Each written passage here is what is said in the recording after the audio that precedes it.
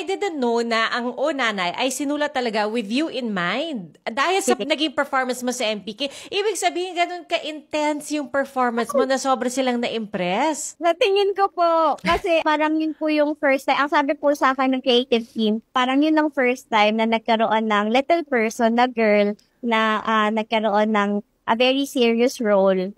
So, naisip nila na ay possible din na maging teleserye. Kasi nga po, di ba yung MPK is derived sa true story ng little person. Nag-audition nga po ko doon. Wala naman po akong acting experience. And parang there lang talaga siya. Kaya ako nag-audition. Hindi ko naman akalain po na ibibigay nila sa akin. Tapos nung nandun na, tinanong ko nga po, papaiyakin po ba ako? Kasi hindi ako marunong umiyak. Tapos wala akong experience with acting. Tapos ayun, nagtuloy-tuloy na nga po. Sino yung nag-dare sa'yo na mag-audition ka?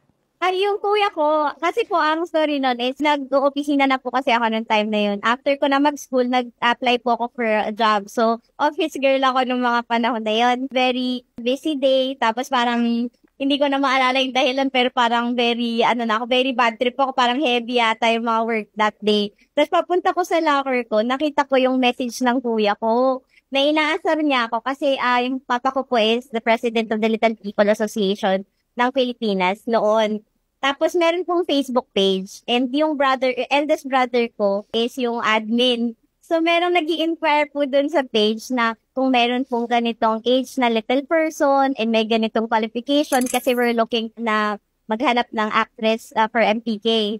Tapos yung age parang kasama ko, parang isama dun na hanggang ganun pa lang yung edad na little person na kilala ni Kuya. Tapos sabi niya, pwede ka sana dito, kaya lang wala akong pleasing personality. So, tapos pag-uwi ko, sabi ko sa papa ko, pa, mag-audition ako sa GMA. Tapos yung papa ko, takang-taka, nasaan? Bakit?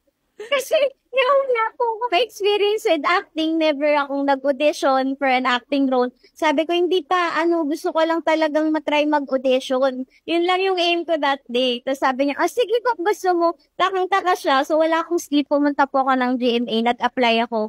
Pagdating doon, yung mga pila, lahat sila may experience na sa acting, lumabas na sila sa TV4. Tapos parang ako inisip ko, oo nga, anong gagawin dito? Tapos sinatanong ko yung PA, sabi ko, ano po bang gagawin pag nag-audition? Ako ba sasayaw? Sabi, hindi, may ipapabasa lang kami sa'yo, tapos titingnan nga ako, parang BTR po kung kaya. Kung kayang mag-deliver ng lines. Tapos ayun, pagkatas ko po ng audition, pag-uwi ko, yabang ko na sa kuya ko na sabi ko, nakapag-audition na ako, na-try ko na. Isang beses sa buhay ko, nagawa akong mag-audition. Tapos after ko, binigay nila sa akin yung role.